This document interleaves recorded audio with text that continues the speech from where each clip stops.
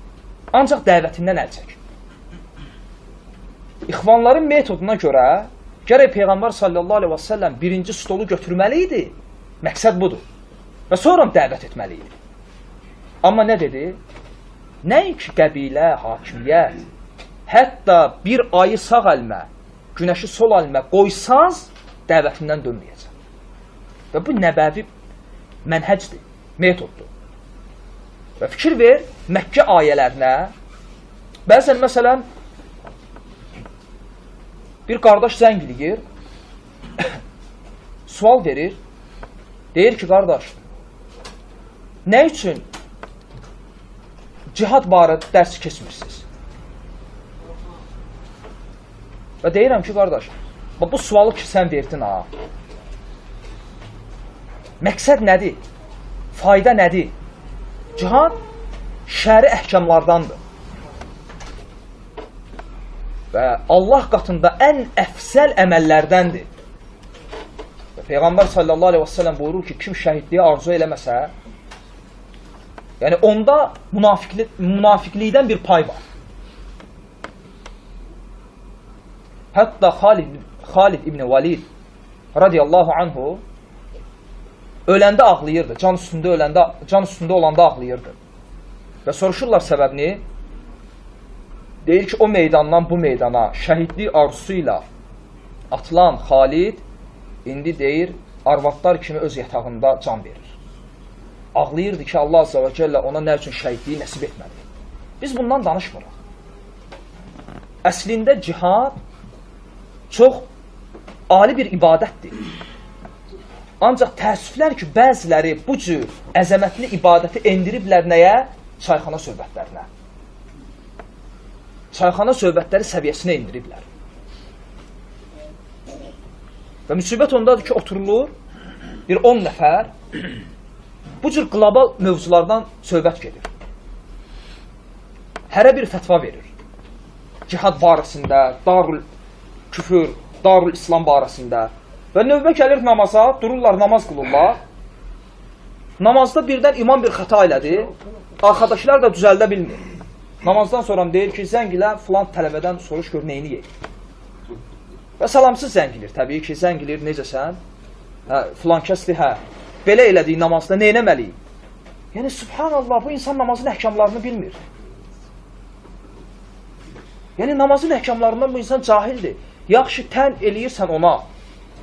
Məsələn, misal deyək, tutar ki, cihad kimi və bu cür mövzularda elm götürmürsənsə onlardan, bu yaxşı, namaz məsələsində niyə elm götürürsən? Və bir dəfə dərslərinin birində Şeyx Əlbəniyə bu sualı verirlər ki, Şeyx, bəzilər deyir ki, siz cihadda olmamışsınız. Yəni, söhbət orada Şeyx Əlbənidən gedmir. Şeyx Əlbəni, Şeyx İbn Bəz deyir, siz cihadda olmamışsınız və təbii ki, cihadın əhkamlarını da bilmirsiniz. Və cihad barədə kim danışa bilər? O kəs ki, cihadda olur. Şeyx Əlbəni deyir, düz deyirlər. Ola bilsin, Əlbəni və İbn Bəz cihadda olmuyor. Amma deyir, onların yanaşması ilə yanaşsaq, üzr istəyirəm, onda gərək heyz məsələsində də, nifas məsələsində də yalnız qadınlar danışsın. Yəni, aqil belə söz deməz. Çünki onda kişi də yazanda desin ki, məndə baş vermir bu. Yazmasın onda fikrində bunu. Yəni, ona görə baxsan Məkkə ayələrinə, cihad barəsində bir dənə ayə tapa bilməzsən. Bütün ayələr nədən danışır? Allah azə və kələ buyurur ki, fikir ver Məkkədə nazil olan ayələrə. Rəbbinin yoluna hikmətlə dəvətlə. Və nazil olan ayəyə bax. وَاسْتَعِينُ بِالصَّبْرِ وَالصَّلَى Allahdan səbir və namazla yardım dilə. Nazil olan ayələrə bax. Onların bütlərini söymə. Onlar da cahilliklərindən Allahı söyərlər. Hətta bütləri söyməyi belə qadağan edir. Allah azə və kəllə. Bu Məkkədə nazil olan ayələrdir. Ancaq Mədinədə nazil olan ayələrə bax, təmiz fərqlidir. Və bugün müsəlmanların vəziyyəti, sual verirəm, Allah Rasulunun zamanındakı dövrə nisbətdə Məkkə dövrüdür, yoxsa Mədinə dövrü? Ən azından şəri əhkamların tətbiqini götürsək, Məkkə dövrüdür. Çünki Məkkədə şəri əhkamlar tətbiq edilmirdi. Mədinədə tətbiq edilmirdi. O zaman şəriət dövləti quruldu. Ona görə islah babındadır. Peyğəmbər sallallahu aleyhi və səlləm dəvətinə necə başlayıbsa, o cürdə dəvətə başlamaq. Adi misalı gətirmək olar da İmam Əhmədi. İmam Əhməd radiyallahu anhu öz tələbələrinə qadağan edərdi hər kəsin yanında və hər məclisdə o hədisləri danışmağı ki, o hədislərin zahirində sultana, rəhbərə qarşı xuruc etməyə, qiyam etməyə icazə verən ibarələr var. Yəni, bəzi hədislər var, o hədislərdə zahirindən belə görünür ki, bir hakim zülm etsə ona qarşı çıxmaq olar. Təbii ki, hədis bunu göstərmir. Ancaq ilk baxışdan bu mənanı verir. Yəni, cahil bunu oxusa və ya eşitsə, ilk anda bunu başa düşə bilər. Necə ki, Allah Azza və Cəllənin ad və sifətləri. Məsələn, sələfi biri oxuyur ki, Qalə ya iblis, mə mənəəkə ən təscüdə limə xələqtu biyədəy. Allah Azza və Cəllə dedi ki, ey iblis, iki əlimlə yaratdığıma nə üçün səcdə etmədin? Və sələfi bilir ki, Allah Azza və Cəllənin əli var, məxluqun əlinə bənzəmədən, Allahın əlini isbat edir, xaliqi məxluqa bənzətmədən və ona cisim nisbət etmədən və Allahın əlini onda orqanda bilmir. Niyə? Çünki bunda qayda var, sabit qayda. Amma təsəvvürlə ki, bir cahil bunu oxusa, ya İslamda təzə olan birinə sən gəlib başlasan ki, baldırın açılacağı o gündə və s. və ilə axır, bu istər-istəməz 1, 2, 3 gündən sonra olacaq nə? Müşəbbihə. Amma biz bilirik ki, bu ayələr və bu hədislər insanı təşbihə aparmır. Təşbihə apara bilər nə var? O zaman ki, cahilcəsinə yanaşsan.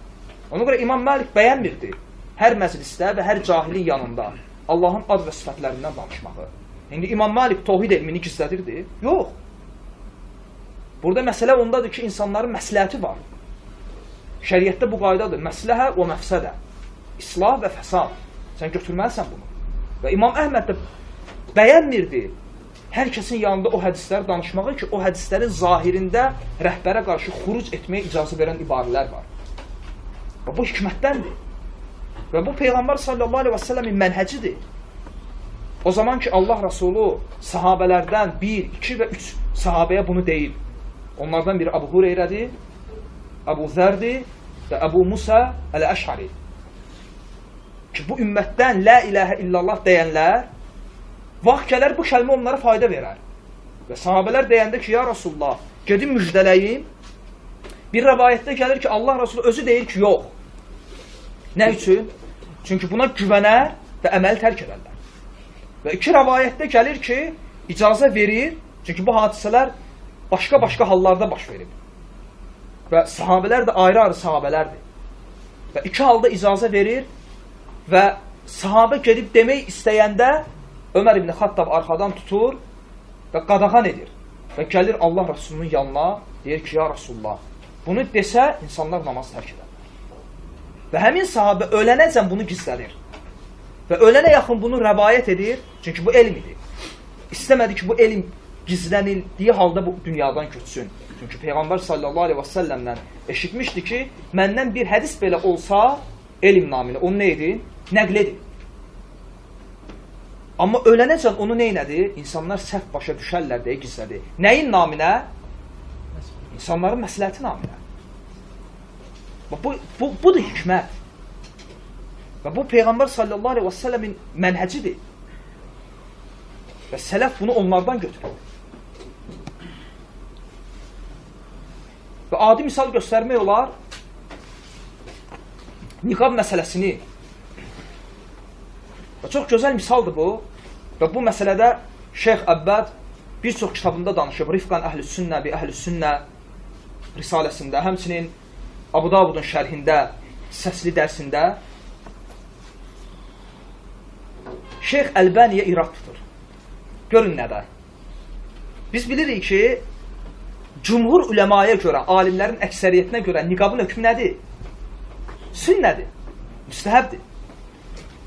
Amma bugün Saudiyada olan alimlər hansı rəydədir bu məsələdə? Ki, vacibdir. Elhamdülillah, onlarda bu rəy tətbiq edilir. Müftilik var və rəy də, hökmdə bunun üzərindədir ki, niqab vacibdir və hamısı da bu hökmə əməl edir. Və niqabsız qadın yoxdur orada. Və Şeyx Əlbani isə bunun əksi, yəni Şeyx Əlbaninin rəyi bunun əksinədir. Şeyx Əlbani niqabı sünnə görür. Və təbii ki, Şeyx Əlbani əmələ gələndə özü bu məsələdə mütəşəddir. Öz zövcələri də hamısı niqabda idi. Söhbət əməldən getmir. Yəni bir əməl sünnədir, o demək deyil ki, onu tərk edəsən. Məsələn, namazda əlləri qaldırmaq sünnədir, hamımız əməl edirik. Əməl etməyənlə savaşırıq ki, niyə əməl etmirsən? Fəqət söhbət gedir hökmündən. Və Şeyx Əlbani bu barədə kitab yazır. Niqabın sünnə olduğunu isbat eləmək üçün. Və Saudiyanın özündə Şeyx Əlbaniyə böyük hörmət var. İstənilən kitabxanaya girsən, kitab satılan yerlərə, Şeyx Əlbaninin kitablarından ibarət bir rəf. Hansı ki, İbn Bəzin, İbn Utheyminin, Fovzanın və qeyrilərinin kitablarından çox Əlbaninin kitabları satılır. Ancaq məhz bu kitabın satılışı Saudiyada qadağandır. Qoymurlar. Satılsa da əl altı satılır. Məqsəd Albaniya hörmət edilir. O cəmaatın məsləhəti üçündür. Yəni əslində bu qadağan ora üçün düzdür, düzdür. Kitabda problem yoxdur. İnsanların məsləhəti var. Və Şeyx Abbad Hafizahullah nə deyir? Deyir ki, bayaq qeyd etdiyim hədis ki var idi. Ya Rasulullah, əgər insanlara bunu desək namaz tərk edərlər, elə bu hədisin şərhində Şeyx Abbad deyir. Deyir, bu hədis dəlildir ki, bəzən insanların məsləhəti naminə nəysə gizlədilə bilər. Və Şeyx Abbad deyir ki, və bu niqab məsələsi də bu məsələlərdəndir ki, hətta deyir, Albani öz nəfsində bunun sünnə olduğuna etiqad etsəydi də, gərək bu rəyi ishar etməyəydi. Ki, sonra bir qadın, niqablı bir qadın dönüb deməsin ki, əsrimizin böyük alimi bu rəydədir və mən də ona tabiyəm. Yəni, Şeyx Abbad deyir ki, gərək Əlbani bunu ishar etməyəydi. Bugün Saudiyanın özündə də elə alimlər var və ola da bilər ki, bu rəydədirlər. Ancaq ishar etmirlər və etməyəcəklər də. Budur hikmət. Bu o demək deyir ki, sən elmi gizlədirsən. Yox. Məsələ islah və ifsad məsələsidir. Yəni, hər bir şeyin sağlam, bir də xəstə, düzgün və əyri olması nədən bilinir? O şeyin nəticəsindən. Məsələn, insanın zahiri əməllərinin əsli qəlbdədir. Çünki fər'i iman zahirdədir, əsli iman qəlbdə. Və bayaq qeyd elədiyim kimi, qəlb sağlam olsa, o zahirdə görünür. Qəlbdə ixlas olsa, təqva olsa, o zahirdə görünür. İnsan dinini qoruyur, insan öz həddini bilir, insan islah üçün və dəvət üçün çalışır. İfsad və fitnə üçün yox. Hər şey nədən bilinir? Nəticəsindən. İndi mən sual verirəm. Bu fitnə əhlinin tən elədikləri dəvət ki var, hansı ki onlar bu dəvətə tən edirlər. İstər bu ölkədə və istər başqa ölkələrdə bu dəvətin nəticəsinə baxın. 100 ilə yaxın, bəlkə də ondan da artıq, Sovet ondan da qabaq çar, belə bir hakimiyyətin hökmü altında yaşayan insanlardır. Bütün təfəkkürlər dəyişib. 20 ildir, lap belə sağlamından götürsən, 10-15 ildir dəvət gedir. Bu dəvətin nəticəsində bugün Azərbaycanda 10 minlərlə, 100 minlərlə qardaş var. Sələfi etiqadda olan. Bax, bu, həmin o insanların tən elədikləri dəvətin nəticəsidir. İndi gəl əksinə baxaq. Bu fitnə əhli hara düşübsə, harada islah eləyiblər. Dünyada bir dənə misal göstərin mənə. Bir dənə misal göstərin, onların olduğu yerdə islah olsun. Bir dənə misal, başqa heç nə istəmirik. Yəni, bu kifayətdir. Əksi nə qədər istəyirsən.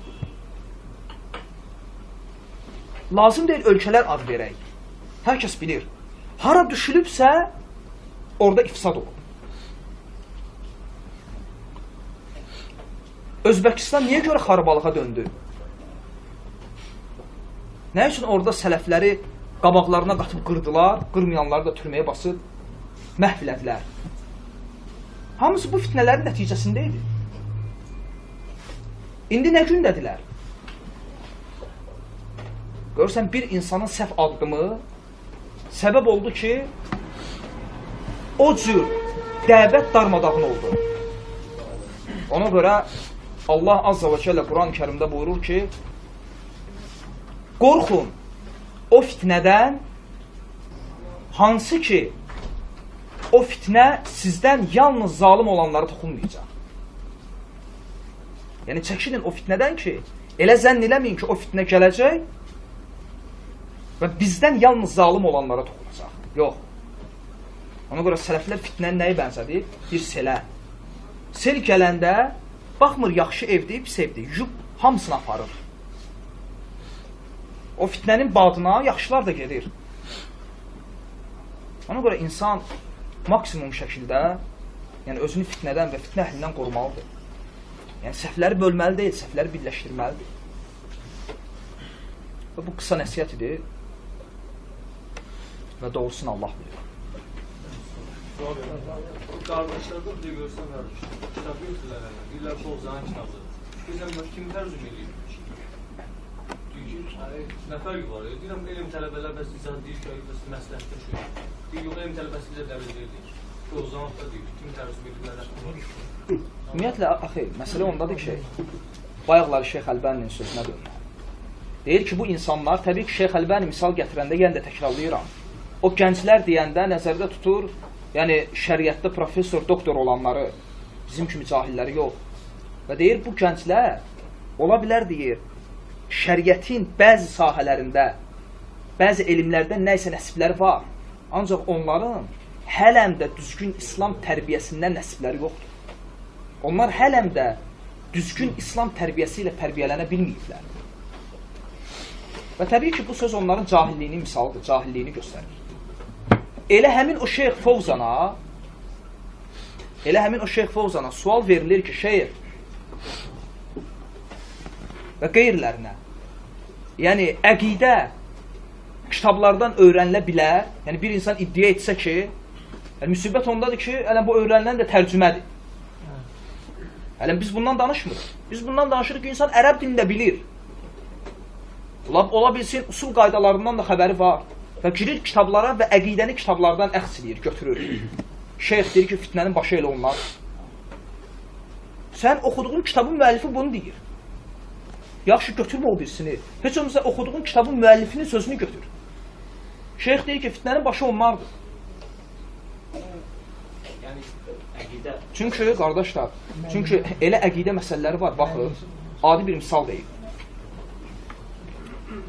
Məsələn, çox misal göstərmək olar. Şeyx İbrahim Ruheyli olsun, Süleyman Ruheyli olsun, Abdüləziz Ər-Reis olsun, Şeyx Abbədin oğlu olsun, məsələn, Abdurrazzaq və ya Şeyx Bəsmul olsun, Şeyx Mədxəlinin tələbəsi və qeyriləri.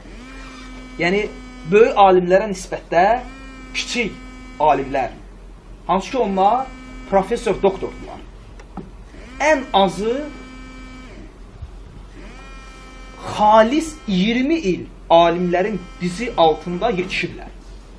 Onlar bugün bu cür aktual mövzularda bir kitabı yazanda, hansı ki baxırsan kitabın həcminə, bir də görürsən 40 səhifəni keçmir.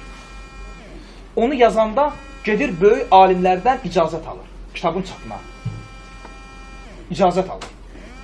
3, 4, 5 alimlər ki, bu kitabı oxuyurlar və sonra nə edirlər? Ona icazə yazırlar. Ki, bu kitab məsləhətlidir və çap edilə bilər. Fikir ver, bu insan mütəxəssisdir bu sahədə.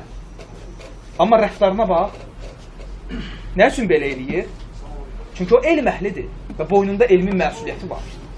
Demək istədiyim budur ki, gör bu cür insanlar danışanda ehtiyatla danışırlar, yazanda ehtiyatla yazırlar. Gör başqaları necə? Və bu dəlildir ki, qardaşlar, yəni o insanlar düzgün elmi tərbiyə almayıblar. Ona görə alimlər kitablar yazırlar. Ədəb-u talib-il ilim, bir də ədəb-u talab-il ilim. Yəni bir var, iki növdür. Bir var elm tələbəsinin ədəbləri, bir də var elm tələbinin ədəbləri. Hər ikisi də bir-birini tamamlayır. Yəni biri elmi metoddur, biri əxlaqi. Bir var elm tələbəsinin özünə xas əxlaq, yəni ədəbi var.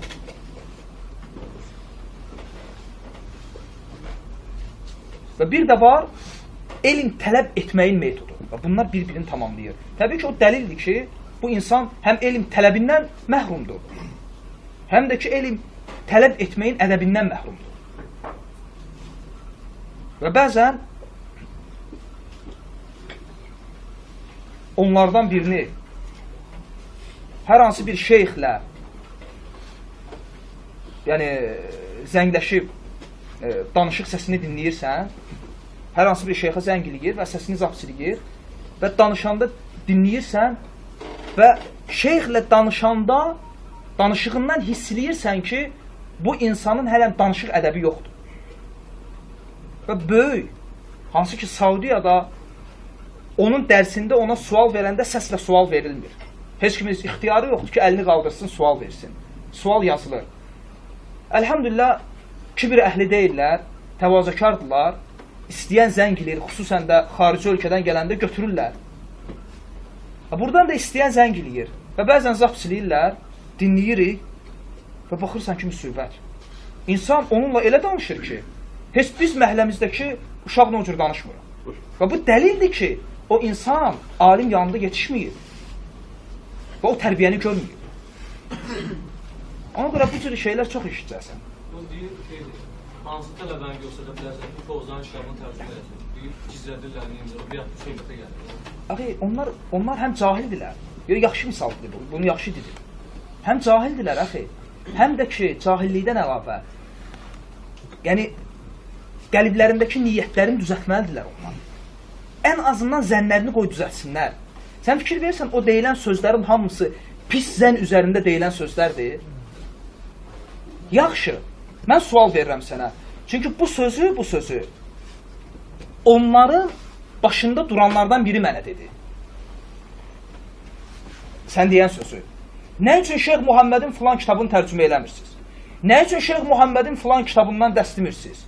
Dedim, başa düşmədim, sən niyə demirsən? Allahu akbar, dəvət atırlar bizim üstümüzə, hökmü özləri verirlər. Dedim, sən niyə eləmirsən, sən niyə tərcümə eləmirsən? Hə? Ərəb dilində bilirsən. Aləmlərin Rəbbi olan Allah şahiddir ki, mənə verdiyi cavab bu oldu. Bizim dəvətə vaxtımız çatmayıb, ciddi yox, istehza ilə. Biz sizi ilə məşğuluq. Çalışmaqla məşğul. Aləmlərin Rəbbi olan Allah şahiddir buna. Tamamlamamışım əxi. Bu fikrini tamamlayayım. Yəni, demək istədim nədir, əxi? Onlar, əxi, dəvətin içində deyirlər. Onlar nə dəvətin məsuliyyətini bilirlər. Eşitirsən, qardaş? Onlar nə dəvətin məsuliyyətini bilirlər, nə də dəvətdə olan problemləri bilirlər. Yəni, məsələn, adi bir misal deyil. Qardaşlardan biri, onlar harada, və sən gör ki, o sözlər hamısı zənn üzərindədir. Hamısı. Adi bir misal deyil. Qardaşlardan biri getdi, Şeyx Muhammed ibn Abdülvahabın Kitab-ı Tevhidini, bilmirəm, mətin, yoxsa hansı şeyxin şərhi ilə tərcümə edib dini qurumlara icazə almağa və icazə vermədilər. Yəni, ən azından müəllifə görə. Və qardaş da nə elədi? Getdi, öz adını qoydu, Tevhid kitabı adı altında, həmin Kitab-ı Tevhiddə olan bütün mövzuları yıxdı bu artıqlamasıyla. Getdi, apardı dini qurumlara, əlhəmdə icazə aldı, indi də kitab satılır. Yəni, o danışan adam bu şeyləri bilmir ki, dəvətçilər nə problemlərlə qarşılaşırlar, nə metodlardan istifadə edirlər. Hətta Kitab-ı Tevhid o adına da olmasa başqa adına, amma içi eynidir. Ola bilsən mövzuların biraz yeri dəyişib, allatmaq üçün. Və əlhəmdülillah icazə də alındı, kitab da çıxdı və satışdadır. Onlar bu şeylər bilmirlər. Çünki onlar nə dəvət yolundadırlar, nə bunun üçün çalışırlar, nə bunun məsuliyyətini daşıyırlar. Elə bir dənə var danışmaq. Niyə görə belə eləmirlər? Niyə görə bunu demirlər? Sən dinə, yaxşı sən elə.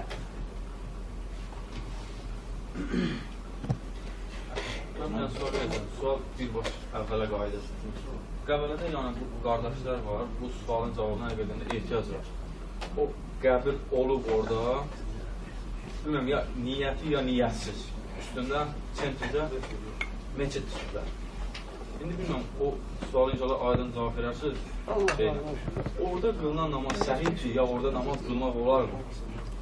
Yəni, məsciddən qabaq qəbir var idi. Var idi, yanında da bir ağac var idi. Yəni, onda məscid yox idi. Yox idi. Sonradan məscidi sırf o qəbirin və ağacın üstünə tikiblər. Elə bir ki, qiblə... Yox, qiblə zad yox. Məscidi sırf o qəbirin üzərində mi tikiblər? Meçidlə qəbirin arası 2 metrədir, amma zaborun içində. Qəbir birbaşa meçidin həyatında, dəstəmazxana meçidin arasında. Bu məsələ bilmirəm, başa düşdüm mən. Bu məsələ bilmirəm. Sən də onu tutacaqsın.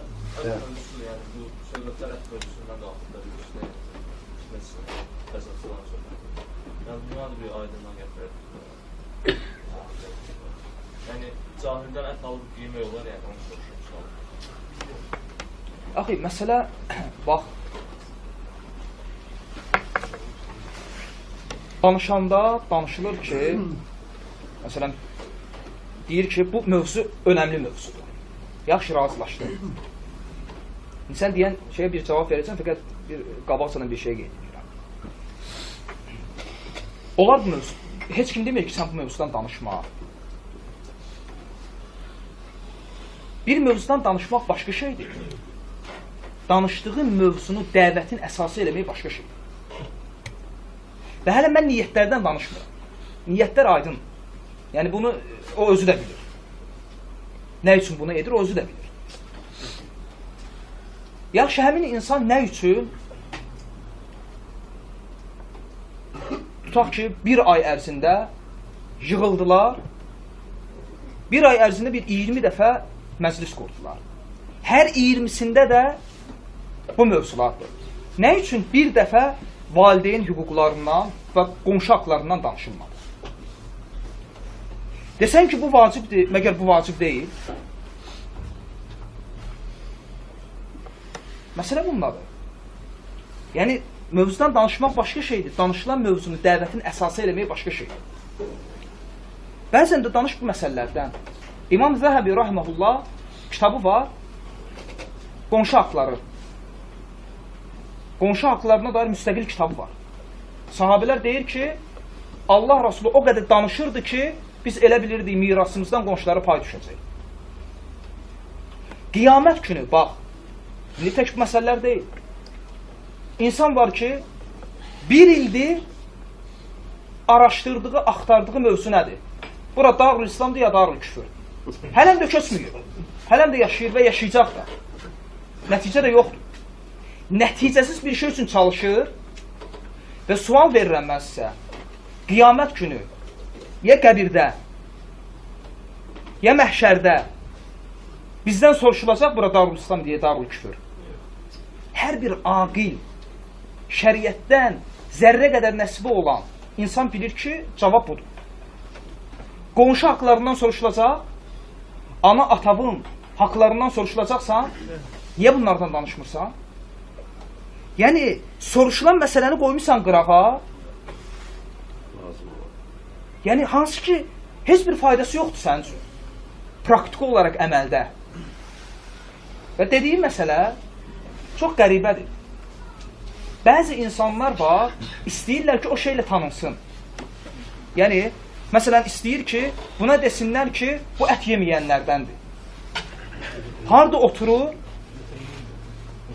və bu mövzulardan danışır. Və istəyir bu şeylə tanınsın. Bu problemdir. Və çox qəribəsi nədir? Tək bu məsələlər deyil, əxi. Qəribəsi ondadır ki, çox qəribə səhnələr var. Arada bu şeyləri görəndə mən şəxsən özüm təəccüblənirəm ki, yəni bu qəlbinin əyirliyindəndir, yoxsa cahilliyindəndir, yoxsa bu ayrıca bir xəstəlikdir, bunun hələm adı tapılmıyor. Məsələn, insan sabah eşitdin ki, bu fikrə düşdü. Hələ məscidlərə gəlir. Görürsən ki, rukudan qalxandan sonra əllərini bağlayır. Bu fikrə düşəndən sonra. Rukudan sonra əlləri bağlamağın bu əqidə nə, bu mənhəzlə əlaqəsi yoxdur. Həqiqət məsələ ondadır ki, bu insanda seçilmək sevdası var. Yəni, bu çox qəribə şeydir. Yəni, bu xəstəliyin adını ələm tapmaq lazımdır ki, nədir? Bu insan bugün düşür bu fikrə və başlayır əllərini bağlamağa, rukudan sonra qalxanda və istəyir seçilsin. Bu xəstəlikdir. Yəni, nə üçün məhz? Və birdən, qəribə budur ki, birdən bu fikrindən tövbə eləsə, əllərini açır. Onların dəvətidir. Bu qəribə bir haldır. Və buna uyğun bir misal, bir qardaş ayrı bir mövzuda biri ilə söhbət edir, təmiz ayrı bir mövzudur. Amma şəhəri bir mövzudur, biraz da mövzudan fitnənin iyi gəlirdi. Qardaş deyir, söhbət edən anda birdən bu coşdu, qayıtdı, dedi ki, mən rukudan sonra əllərini bağlayanları bidətçi görürəm. Qardaş dedi, biz namazdan danışmırıq, mövzu təmiz başqa bir mövzudur. Qardaşın adından kimsə gedib nəsə nəmmamlıq eləyib, çatdırıb, başqa bir mövzudur. Bu barədə söhbət gedir. Birdən olmayan yerdə dur dinən ki, mən rukudan sonra əllərini bağlayanlar, əllərini açanları, yəni əllərini bağlamayanları bidətçi görürəm. Qardaşlar, özüm çaşıb qaldım ki, mən buna nə cavab verim? Bu xəstəlikdir, əxi. Yəni, məsələ o məsələ deyil.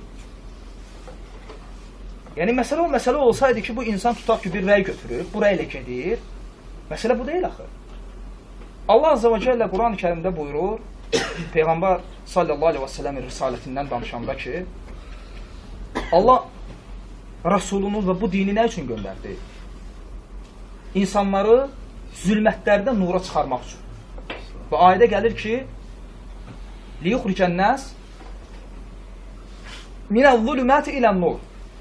İnsanları zülmətlərdən nura çıxarsın deyə. Və təfsirçilər deyir ki, bu ayə dəlildir ki, haqq birdir və batıl çox. Çünki Allah Azze və Cəllə nuru bir dedi, zülmətləri çox. Demədi ki, zülmətdən nurlara, dedi zülmətlərdən nura. Və bugün sən bax,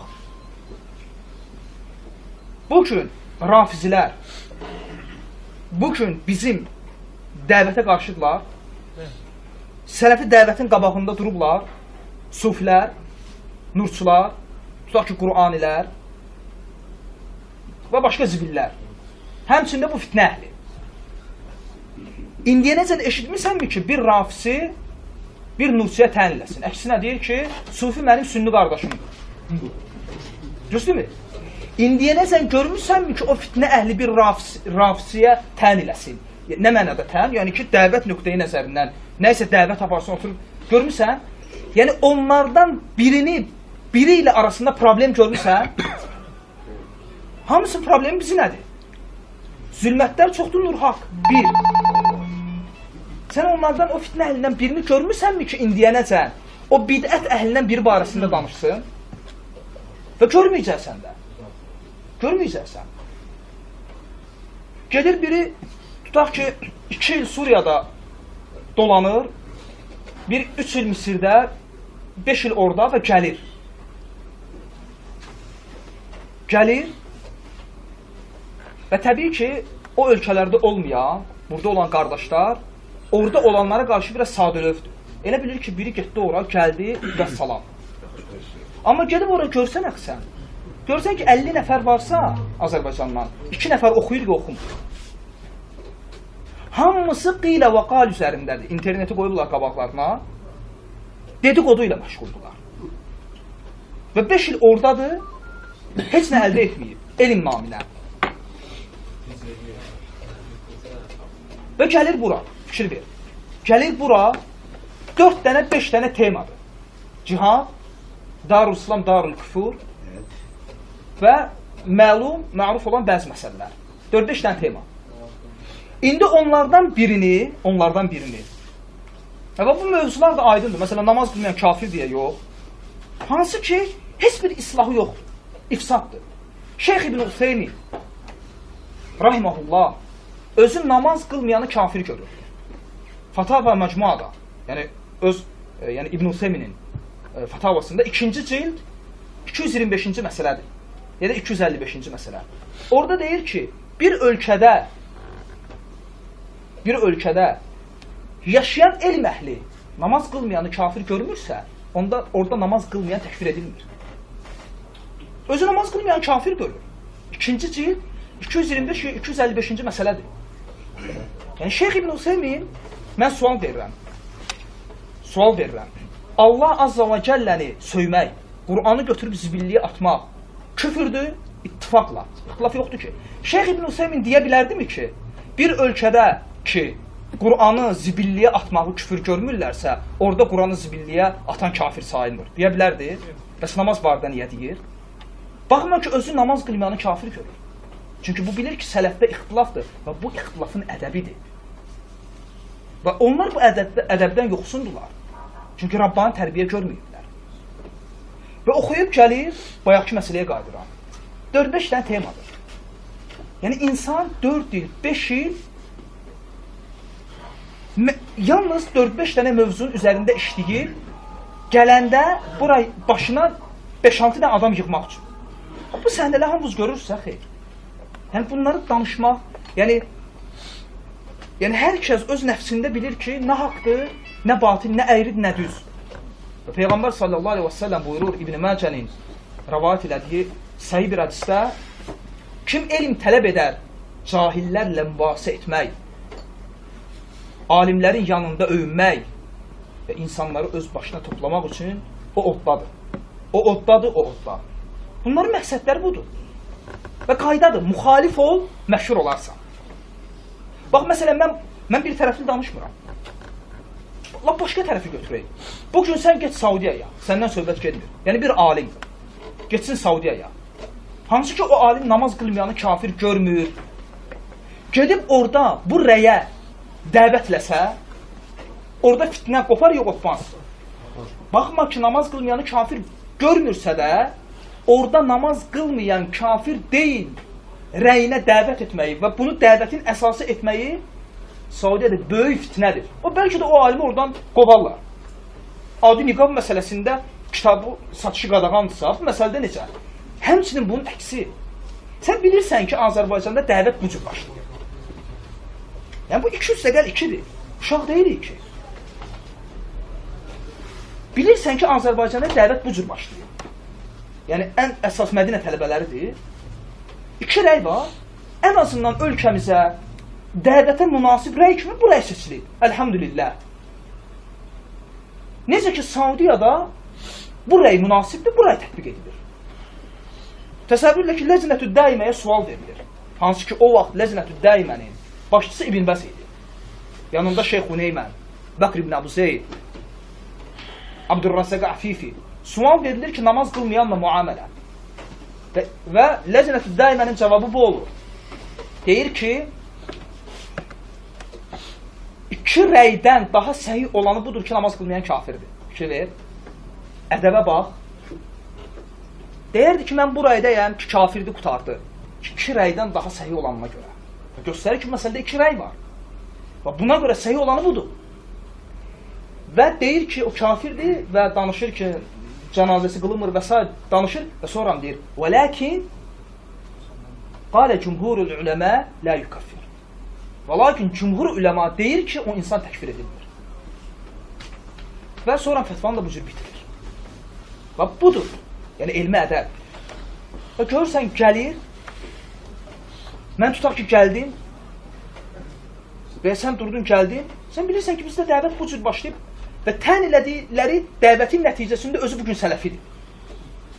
Və başlayır, bir rəy ortaya atır və qaydadır ki, müxalif ol, məşhur olarsan və məşhur olur. Bizdə də qayda deyə, qardaşlar, qıraqdan gələn şirin olur. Bu bizim millətimizdə, yəni millətimizə xas xüsusiyyətdir bu.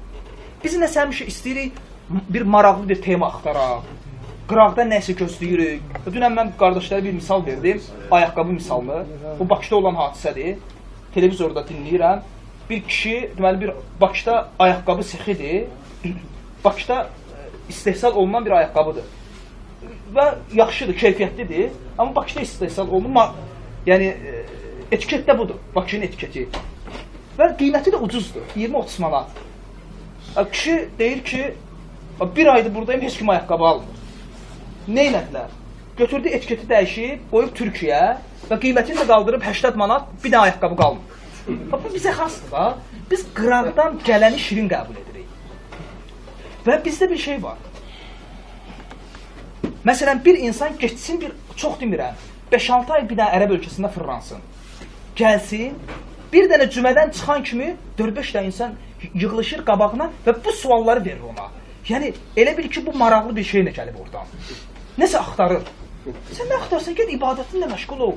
Gəl ailəvi dəvət ilə. Bu xəstəlikdir, hələm adı tapılmayıb bu xəstəliyin.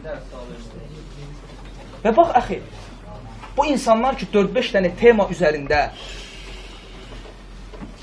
bu dəqiq dinləyin, 4-5 dənə mövzu üzərində özlərini yetişdiriblər, hələm də kaldılar, onlara elə gəlib ki, yetişirlər.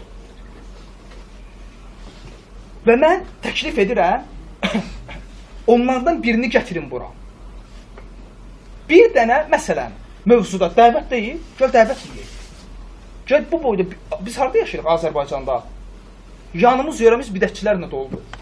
Dəvəti düşünmürsən, əla. Mən təşkil edirəm. Götür onlardan birini, elm iddia eləmir, aparaq bir dənə rafisi ilə, bir qum tələbəsi ilə otursun, çox demirəm, tavhid mövzusunda söhbətləsin. Gör öz şübhələri ilə onu qattalayıb qoltuğun arasına qoyacaq ya qoymayacaq. Və onlardan birini gətir, Misirdə Əl-Azhar Universitetini qutaran Maturidi və Əş'ari əqidəsində olan biri. Maturidi və Əş'ari əqidəsində olan biri. Hansı ki, əsma və sifətlərdə zəlalətdədir. Onlardan birini gətir, Allah Azza və Cəllənin ərşin fövqündə olması məsələsində söhbət eləsinlər, gör onu darmadağın edir ya yox. Əxi, heç bir bidətçinin qabağına üzaq çıxa bilməzlər. Onların işi, gücü, sələfi dəvət. Vəssalam. Və də olsun, Allah bilir. İxlasla.com saytı tərəfindən təqdim olundu.